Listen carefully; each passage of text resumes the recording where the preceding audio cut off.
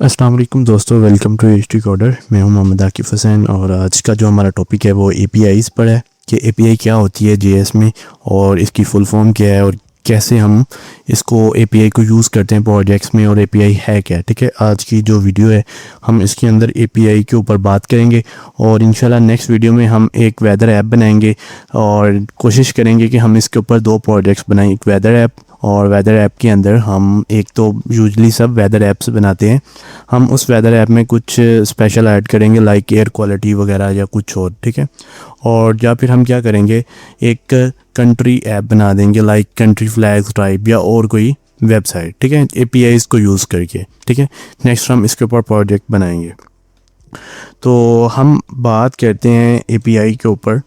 तो basically API की जो फुल फॉर्म है इसको हम कहते हैं एप्लीकेशन प्रोग्रामिंग इंटरफेस। ठीक है, इसकी फुल फॉर्म ये है। ठीक है, तो आपने कभी, अब मैं आपसे एक चीज़ पूछता हूँ, क्या आपने कभी सोचा है कि जब आप किसी वेबसाइट पर लाइव वेदर चेक कर रहे होते हैं या लॉगिन वगैरह कर रहे होते हैं तो वो डाटा जो है वो कहाँ से आता है। ठीक है, तो इन सब के पीछे जो काम कर रहा होता है वो एक ही चीज़ काम कर रही होती है, एपीआई। ठीक है, तो आज की वीडियो में हम देखेंगे कि एपीआई जेएस के अंदर कैसे काम करती है।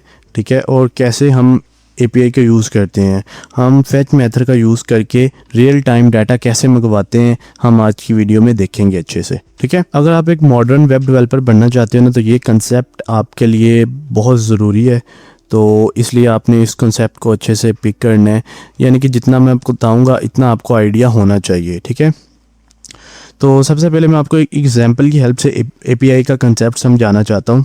ठीक है, एपीआई का मतलब मैंने आपको पहले भी बताया, इसकी फुल फॉर्म है एप्लीकेशन प्रोग्रामिंग इंटरफेस। ठीक है, अब मैं आपको एक छोटी सी एग्जांपल के साथ समझाऊंगा, वो एक रेस्टोरेंट की एग्जांपल है। ठीक है, आप किसी भी रेस्टोरेंट में जाते हो, आप किसी भी रेस्टोरेंट में जाते हो, आप एक कस्टमर हो। ठीक है, और किचन जो है वो ऐसी जगह जहाँ पे खाना बनता है। ठीक है, अब आप जब किसी भी रेस्टोरेंट में जाते हैं आप डायरेक्टली किचन में तो नहीं ना जा सकते। ठीक है, आप क्या करते हैं, आप वेटर को कॉल करते हैं, वेटर क्या करता है, आपका ऑर्डर लेता है और लेने के बाद वो किचन में जाता है और वहाँ से खाना लाकर आपको देता है। इसी तरह ही है। अब इस एग्जांपल में जो हम कस्टमर है, ठीक है, जैसा कि जो भी कस्टमर है रेस्टोरेंट पे आता है, जो भी कस्टमर है वो एक यूज़र है। ठीक है, और जो वेटर है वो एपीआई वाला काम कर रहा है और जो किचन है वो एक सर्वर है। ठीक है, अब क्या करता है, यूज़र जो है वो एपीआई को कॉल करता है। ठीक है, एपीआई जो है वो कॉल होती है, देन वो क्या एपीआई क्या करती है, वो सर्वर के पास जाती है। ठीक है, और देन सर्वर जो है वो डाटा प्रोसेसिंग वगैरह करके, अगर डाटाबेस से हमने डाटा वगैरह मंगवाया है तो वो जाएगा, डाटा प्रोसेसिंग होगा, जो भी हमने फंक्शंस या लॉजिक्स वगैरह लगाए होंगे। ठीक है, बैकएंड के अंदर भी हम लगाएंगे इसको। ठीक है, जब बैकएंड के अंदर यूज़ करेंगे तो आपको और अच्छे से आइडिया हो जाएगा एपीआई का।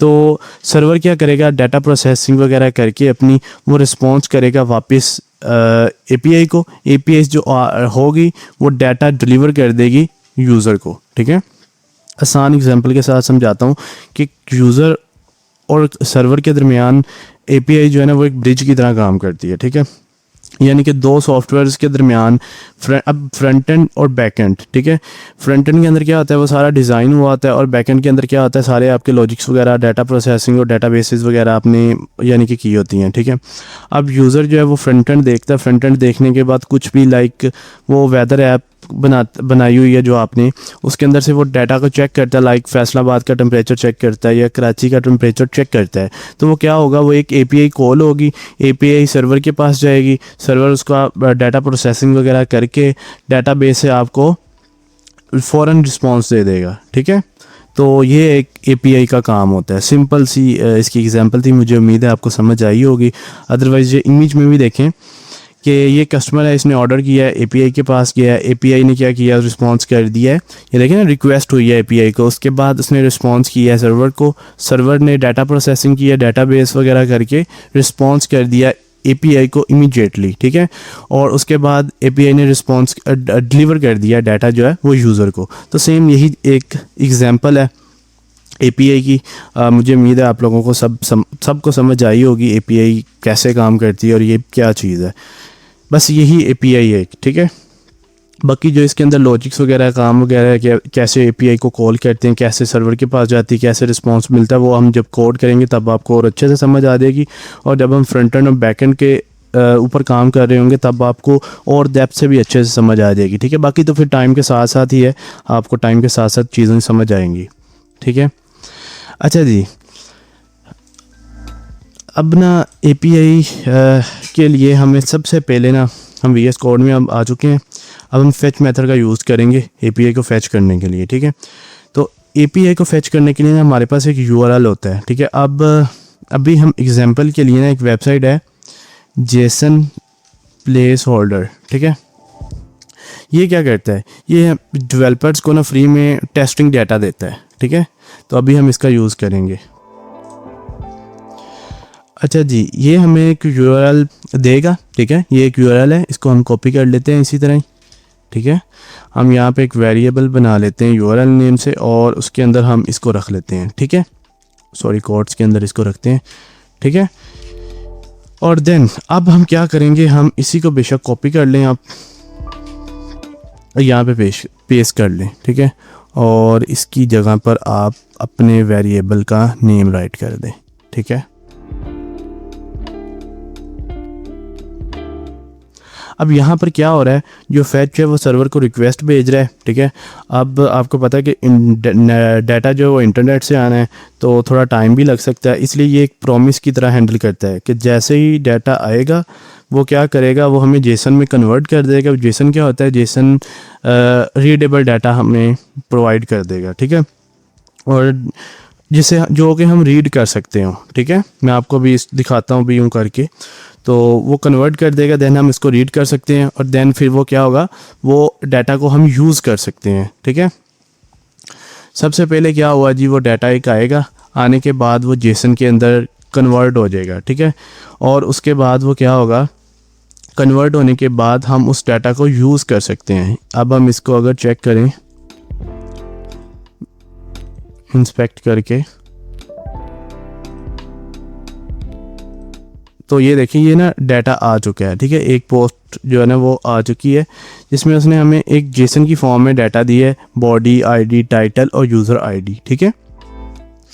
मैं आपको और अच्छे से समझा देता हूँ अगेन से एक बार। इसके अंदर एक और भी चीज़ होती है, कैच, ठीक है। डॉट कैच,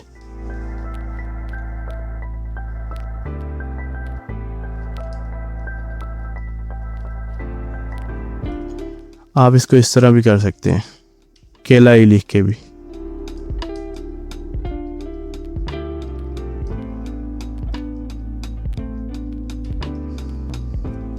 अगर फॉर एग्जांपल ये दोनों चीज़ें नहीं चलती तो वो आपका एरर जो है वो कंसोल में बता देगा आपको, ठीक है।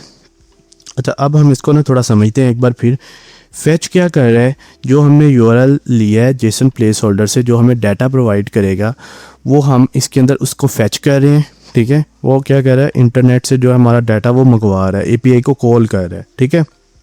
अब उसमें थोड़ा टाइम भी लग सकता है, टाइम फॉर एग्जांपल आपका नेट वगैरह स्लो है तो वो टाइम टेकिंग भी हो सकता है। तो वो हमें क्या कहते हैं, एक प्रॉमिस की तरह दे देता है कि फ्यूचर में डाटा आएगा या आपको मिलेगा, ठीक है।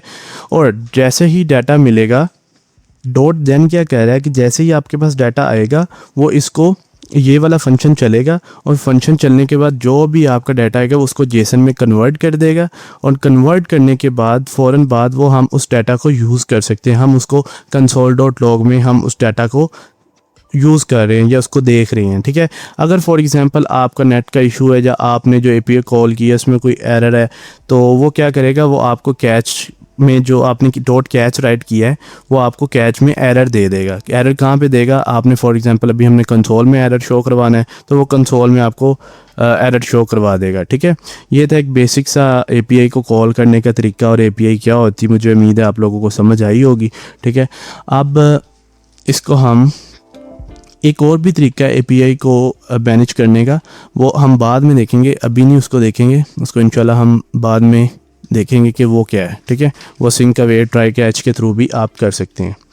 अभी तक हम कंसोल में डाटा सेव करवा रहे हैं। अब हमने यहाँ पे एक मैंने डिज़ाइन पहले किया हुआ है क्योंकि टाइम शॉर्ट है, तो ये हमने एक बॉक्स बनाया है, ठीक है, कंटेनर टाइप। इसके अंदर हम जो जेसन का डाटा आ रहा है उसको हम HTML में अपने पेज पे शो करवाते हैं, ठीक है। तो उसके लिए हम document.getElementById और हमने सबसे पहले लिया हुआ है जी टाइटल, ये देखें, ठीक है।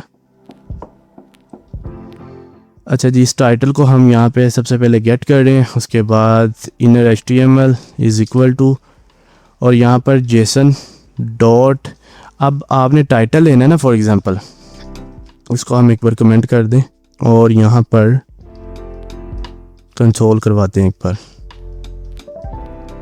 इस जेसन की जगह पे आप डाटा भी कर सकते हैं। तो एक मिनट, ये देखें, हमने लेना है टाइटल, ठीक है। आपने इस टाइटल को, आपको मैंने बताया था ना कि ऑब्जेक्ट के अंदर आप किस तरह उसको गेट कर सकते हैं उसकी वैल्यू को। तो यहाँ पे आपने टाइटल लिखना है, तो क्या होगा, आपको ओनली टाइटल मिल जाएगा, ये देखिए, ठीक है। तो इसी तरह हम यहाँ पर क्या करेंगे, डाटा डॉट टाइटल लिखेंगे तो हमें हमारे पेज पर टाइटल शो होगा, ठीक है। ये देखिए हमारा टाइटल जो है वो शो हो रहा है, ठीक है। इसी तरह हम मैसेज में बॉडी का डाटा पास करना चाहते हैं तो वो बॉडी का डाटा आ जाएगा, ठीक है। और इसी तरह हम बॉडी, और यहाँ पर हमने मैसेज राइट किया हुआ है, तो आईडीज़ का आपने ख्याल रखना, अगर आप आईडी रॉन्ग देंगे तो वो डाटा जो है वो नहीं लेगा, ठीक है, वो नहीं राइट करेगा। उसके बाद यूज़र आईडी का आपने ख्याल रखना है, ये ना आपने आईडी रॉन्ग दी हो तो फिर वो काम नहीं करेगा। और ये जो यहाँ पर आप डॉट बॉडी और डॉट यूज़र आईडी है, ये आपने सेम जो यहाँ पर राइट किए हैं सेम वही वहाँ पर राइट करने, अदरवाइज़ वो की जो है वो रॉन्ग हो जाएगी, तो ज़ाहिर सी बात है वो डाटा को पिक नहीं करेगा, ठीक है। तो आप इसको HTML में भी इस तरह अपने पेज पे भी शो कर सकते हैं, इसको डाटा को गेट कर सकते हैं, ठीक है। देखिए अभी हमने इस वेबसाइट से अपने डाटा को यहाँ पर शो करवाया है, ठीक है। ये काम कौन कर रहा है, ये सारा काम जो है वो API करवा रही है, ठीक है। मुझे उम्मीद है आपको API की समझ आई होगी, API क्या होता है, किस तरह काम करती है। तो अगर फिर भी आपको APIs में कोई इशू होता है, यानी कि अच्छे से समझ नहीं लगी, आप इसको अगेन से देख लीजिएगा इस वीडियो को। और अगर फिर भी समझ नहीं आती तो कोई इशू नहीं है, हम जब नेक्स्ट प्रोजेक्ट बनाएंगे तो उसमें आपको समझ आ जाएगी। अभी नेक्स्ट इंशाल्लाह वेदर ऐप बनाऊँगा मैं, तो उसमें भी आपको समझ आएगी, उसमें भी तकरीबन API का ही ज़्यादा काम होगा। जी ठीक है, अल्लाह हाफिज़, इंशाल्लाह मिलते हैं नेक्स्ट वीडियो में। तब तक के लिए अल्लाह हाफिज़, और कमेंट में ज़रूर बताइएगा कि आपको समझ आई है कुछ। अगर किसी में का कुछ भी इशू होता है तो वो कमेंट में पूछ सकते हैं, अदरवाइज़ व्हाट्सअप नंबर भी है, आप व्हाट्सअप पर भी कांटेक्ट कर सकती हैं। जी ठीक है, अल्लाह हाफिज़, इंशाल्लाह मिलते हैं नेक्स्ट वीडियो में। तब तक के लिए अल्लाह हाफिज़।